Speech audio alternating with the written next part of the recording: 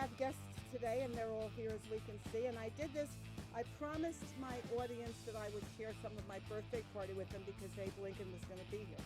And Tom Cactus is Abraham Lincoln, and what he wants to do is have our guests kind of talk with him today. I'm singing to you.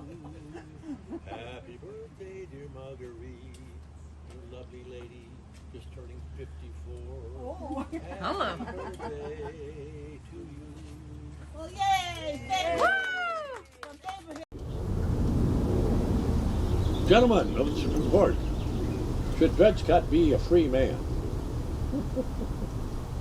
No. So that was probably, among other decisions the courts made, that was considered the biggest bonehead decision ever made. Well, then the war broke out, all these people died, many of them from horrible death and diseases and illnesses, because you can't tell us what to do in our own state. And that's all the Union dead are buried there. There are no Confederate soldiers buried there. That's his property. We took property. Oh, you're going to fight for states' rights? Thank you very much. We're now taking over your property. Wow. Kind of a big, say in modern terms, a big FU. So it's been a real ride because I constantly am studying about Lincoln and young children. A fourth grader in Santa Clara, when I open up questions after, they find out I'm an actor and they get a big kick out of me saying I think I look like Ryan Gosling. One fourth grader went, "Oh no, you don't." But one other fourth grader said, "Why did John Wilkes Booth shoot you?" And I said, "He shot me because he was a white racist, and when he heard me say, or heard Lincoln say at the second inaugural, not only should the black man be free, the black man should be able to vote." In the world, Belgium, Greece, Germany, I don't care where it is, that has, guess what? Here we are in the middle of the flag. So there's been a constant struggle because of our, I tell people, there's good news and bad news about our political system.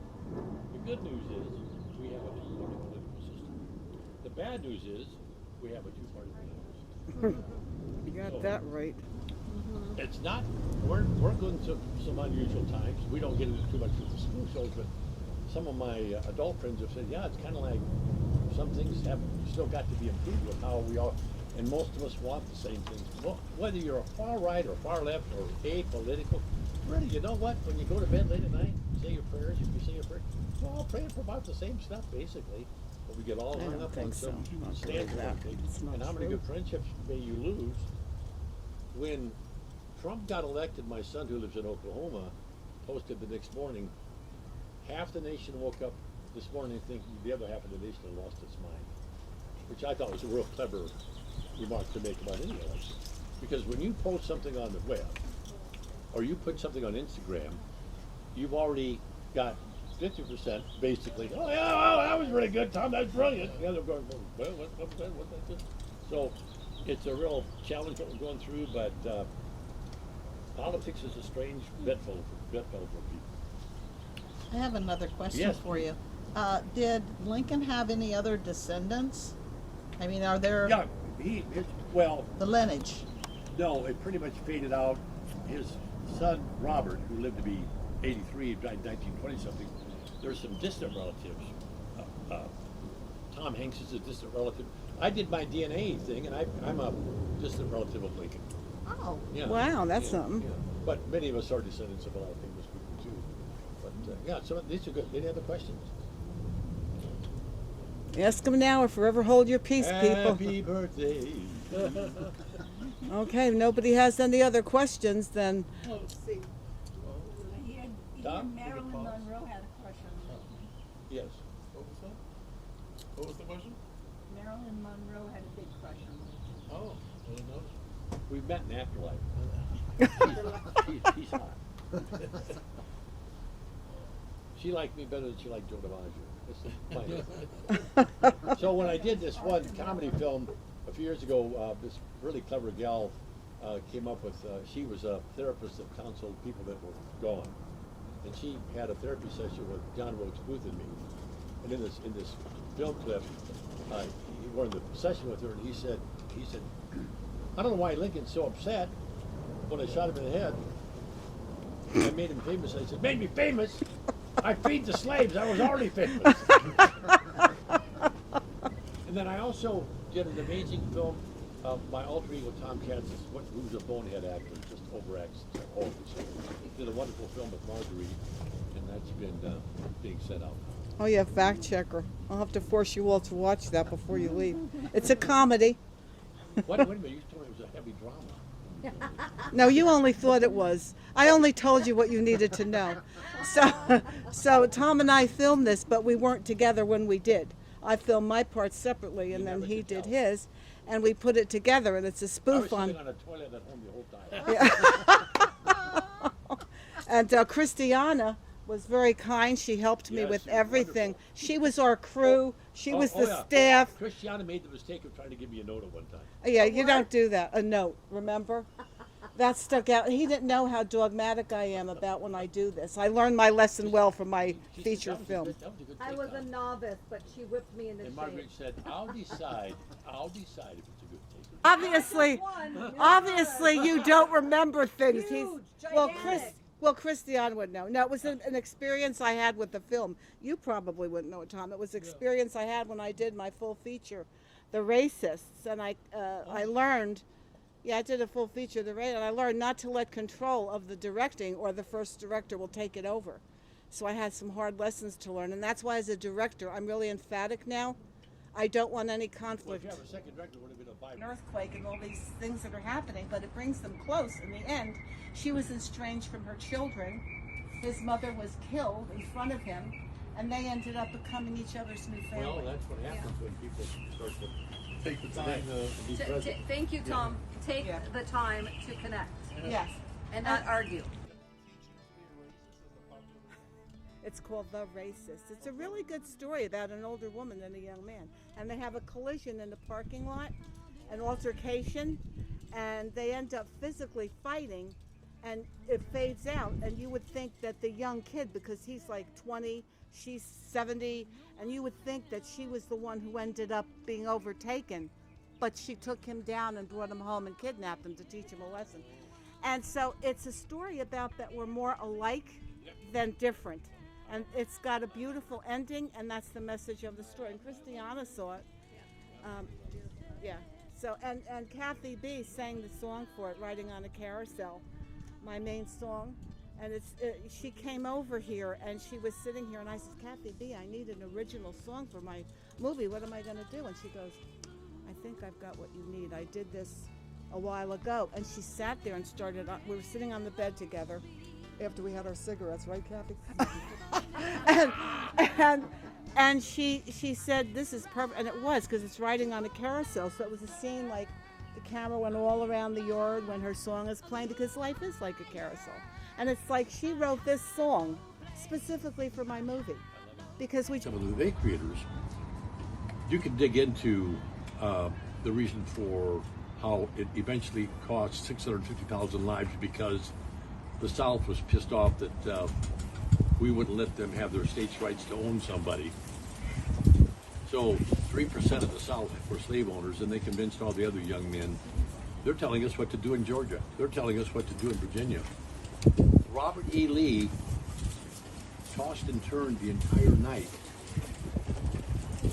trying to decide whether he would fight to save the Union or would he fight for states' rights. He woke up in the morning and said, I'm going to fight for the states' rights of Virginia. And had an amazing sense of humor. In fact, at one point, he told a joke in the cabinet. Stanton had run against him for president. Seward had run against him for president. He put them in his cabinet, and people said, what are you doing? What are you putting them in the cabinet? He said, I'd rather have them pissing out of the tent than pissing into the tent. And they all grew to admire how smart he was. That's really a good So, idea. When he was at a political event during the Civil War, they hadn't won a lot of battles yet. He did not release the Emancipation Proclamation yet because he didn't have a major battle to piggyback it onto. And a woman came up to him at an event and she said, you are two-faced.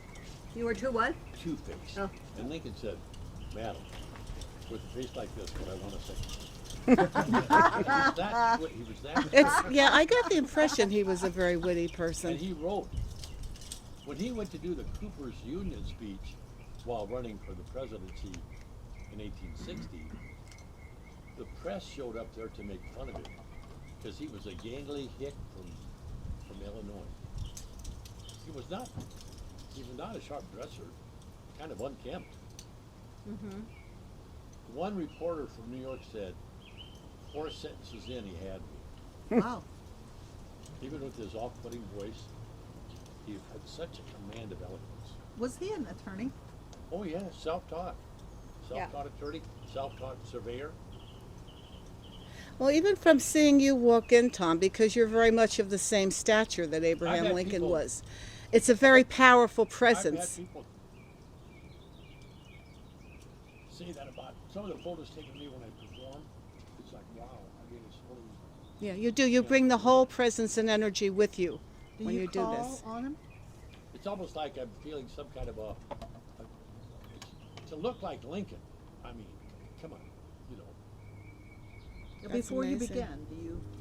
Well, Channel, call, say a prayer. I get as nervous as you guys get when you're in the wings ready to make your first entrance in a play you're in.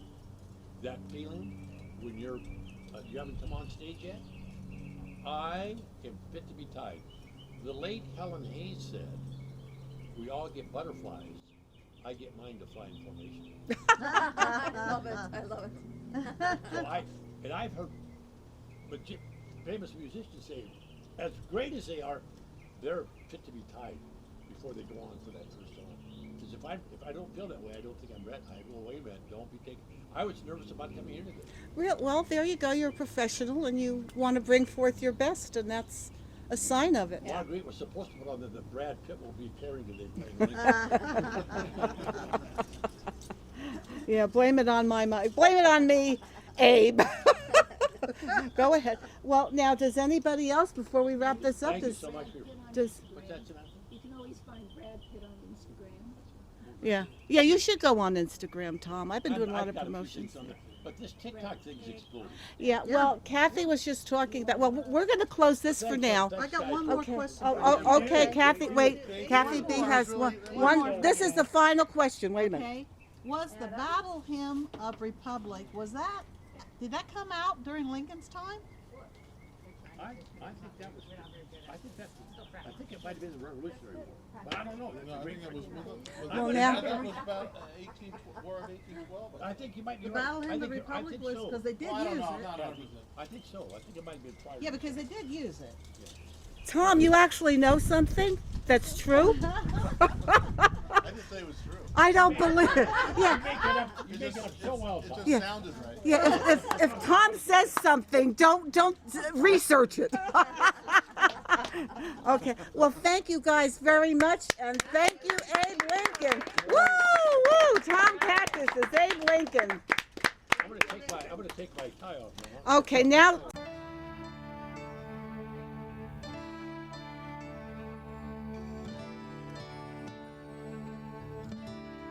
I'm riding on a carousel.